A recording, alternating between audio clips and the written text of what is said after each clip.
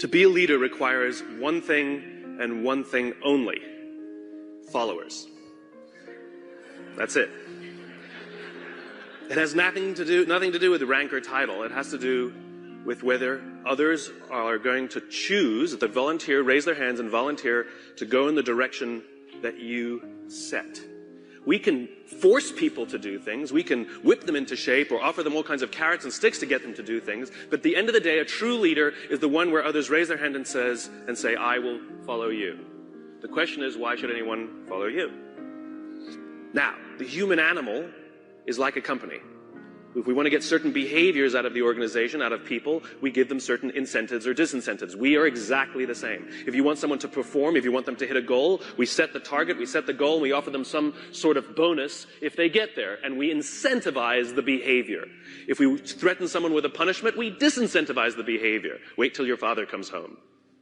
You know, anyone who's a parent with gold stars or bonuses or all kinds of things, we're used to this. This is normal.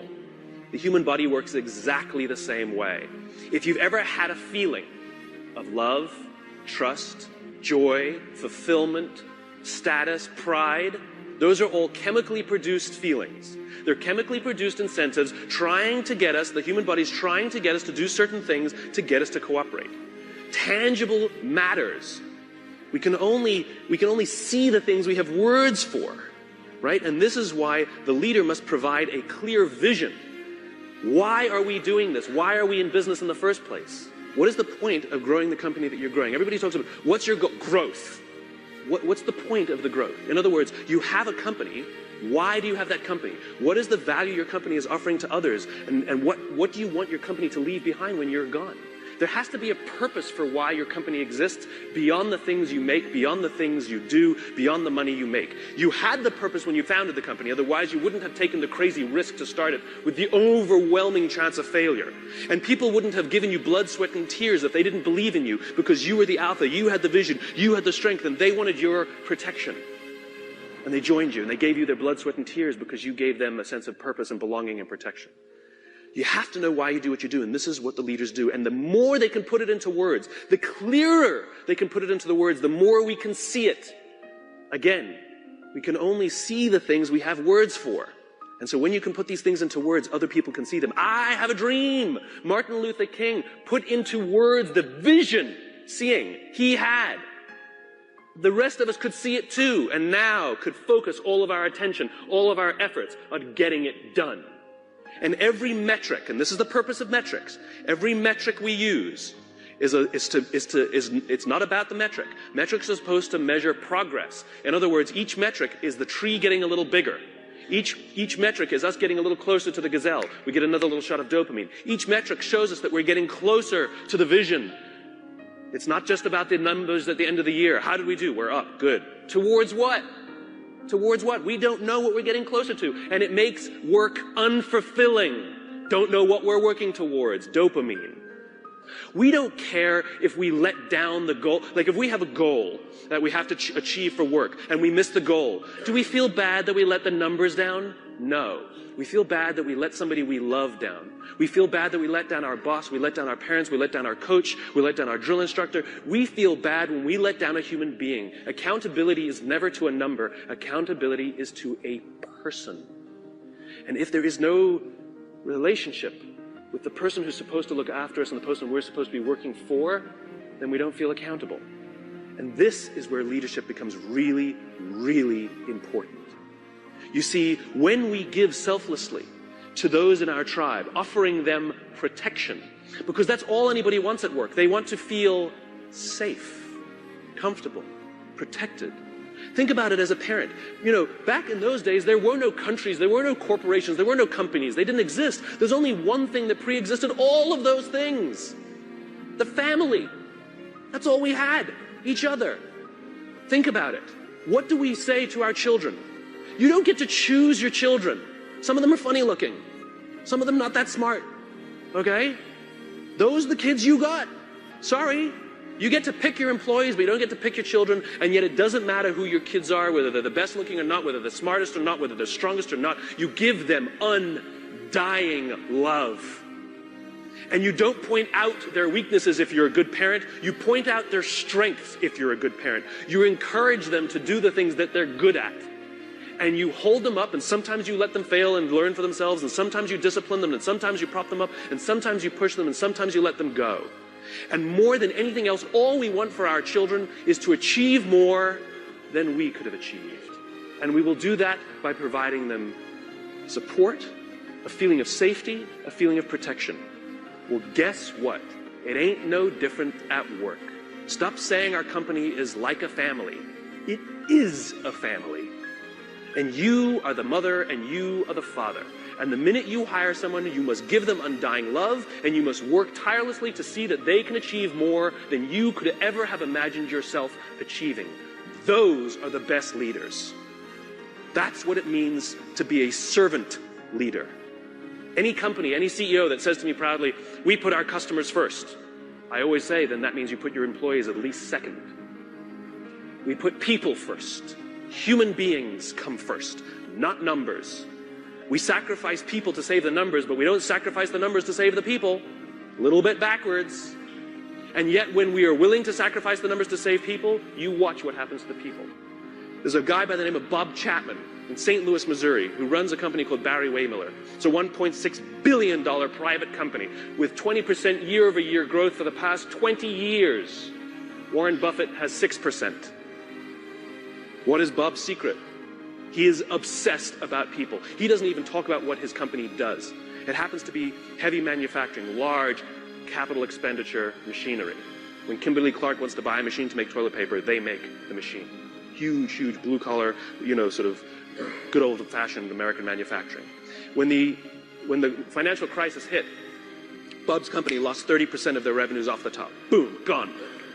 They could not afford their labor pool at all. And so they sat down and they said, oh my God, do we have to have layoffs? And Bob refused. And so they implemented a furlough program where every employee from CEO to secretary had to take 4 weeks of unpaid time off. They didn't have to take it consecutively, and they could take it whenever they wanted. Those who could afford it more would trade with those who could afford it less. It was remarkable. And Bob told the company, it's better we should all suffer a little than any of us should have to suffer a lot. As human beings, we are biologically designed to cooperate, and we want to help each other. When you give someone the responsibility, when you put them in a position of power or authority for their responsibility, they rise up. Why? Because we all want to feel that our lives have value. We all want to feel that our lives and the work that we do is valuable to the tribe. We all want to know that our company needs us. But we don't make people feel needed, and we don't make their work feel necessary because we take all the responsibility and we don't let them have it. And when people feel fulfilled, when we make them feel necessary and they feel proud because something got done, because they were a part of it, they will give more and more and more and more. People in the Marine Corps are willing to give their lives to people they barely know because they've learned to trust each other. When you show up at Paris Island or in San Diego for the first day of boot camp and you're standing there in the yellow footprints, the drill instructor will yell in your face this far away from you, and the first words they hear, the words I, me, my, are no longer in your vocabulary. They will be replaced with we, together, and us. They are taught that success does not come by yourself. It only comes in a group. There's an old African proverb, to go fast, go alone. To go far, go together. We're all talking about how quickly we're growing our companies, but how long will your company last? 80% of the Dow Index are 35 years or younger. Sure, we build fast-growing companies, but they don't last. I watched it. I went to the Crucible and watched these Marines. The Crucible is their final test before they become Marines. They're out for 56 hours. They get 3 meals, a total of 8 hours sleep the entire time. They're exhausted. They're tired. They're dirty. They're working hard. And you watch a fire squad of 4 guys making their way under barbed wire and shots fired and all of this mayhem and dirt and sand, and it's crazy. And they're dragging themselves across the dirt. And one of the guys is tired and starts falling back, but they have to achieve the mission. They've got to get to the other side. But what do? They stop, they go back, they grab his webbing, and they pull. They slowed themselves down because they'd rather slow down with all 4 than go fast with 3. To go fast, go alone. To go far, go together. Next time somebody says, what are your goals? Stop saying to increase top-line revenues by $1 million or $10 million or whatever you want to do next year. And start saying, we're building a company that's going to last 100 years. Watch the changes that happen inside the company. Devote yourself not to firing people, but to give them an opportunity to contribute. And if they fail, help them up. And if they fail, help them up. And if they fail, help them up. And if you really think they're incompetent and you really don't believe they fit your culture, why did you hire them? Because of their resumes or because they belong? We should treat hiring like adopting a child. We don't adopt children by saying, well, I'd like a blonde-haired, blue-eyed kid, yay high, and I want to make sure that they've done well in preschool before I take them. Well, that's how we hire people. I'm looking for somebody with experience in our industry, with at least 5 years, with this kind of, oh, you meet it, we'll take you. No, that's not what we do. When we adopt a child, we're going to give them the keys to our house and let them run around by themselves, maybe even give them responsibility over our other children. It's a slow decision. We want to get to know the kid. We want to spend a little time with the kid. See if they would fit in our family, if our other kids would get along with them. Hiring is exactly the same. You cannot judge the quality of a company by the good times. We cannot judge the quality of a crew when the seas are calm. We judge the quality of a crew when the seas are rough. And numbers will never come to your aid. Ever. People will. If things are going great and everything's growing and you feel that everyone's disposable, guess what? They think the same about you. It's reciprocal. It's always balanced. Time and energy. Roam the halls. Implement policies where if you have something to say somebody, not just the exchange of information, if you want to pay someone a compliment, if you want to ask somebody a question about their work, not about some fact like what time's the meeting, you do not send emails. You stand up, you walk the 35 feet, and you walk into their office and say, hey, quick question for you. That thing that you did for the client, can you just tell me a little more about it because I have a client meeting? I promise you the relationships that will form simply because people are giving time and energy. It's too quick to send an email. It's too easy. If I come over to your house for dinner and a day later I send you this beautiful email how grateful I am for the dinner that you made for me, or if I sent you a handwritten note with the exact same words, which one makes you feel better? The handwritten note. It's not the words. It's not the intention. It's the time and energy we take. And if you think you're too busy to give time and energy to your people, then they're too busy to give time and energy to you. It is a balanced equation. I imagine a world in which the vast majority of people wake up every single morning inspired to go to work and come home every single day fulfilled by the work that they do. I believe that loving our jobs is a right, not a privilege. Why should it be just the lucky few who get to love going to work? It is an entitlement that we all have. And by saying love our jobs, it doesn't mean we have to like them every day. We love our children every day, we don't like them every day. Right? We don't have to like every day, it can be hard, but we get to love it every day. And the thing that makes us love our jobs is not the work that we're doing. It's the way we feel when we go there. We feel safe, we feel protected, we feel that someone wants us to achieve more and is giving us the opportunity to prove to themselves and to ourselves that we can. This is the world that I imagine. This is why I do these talks.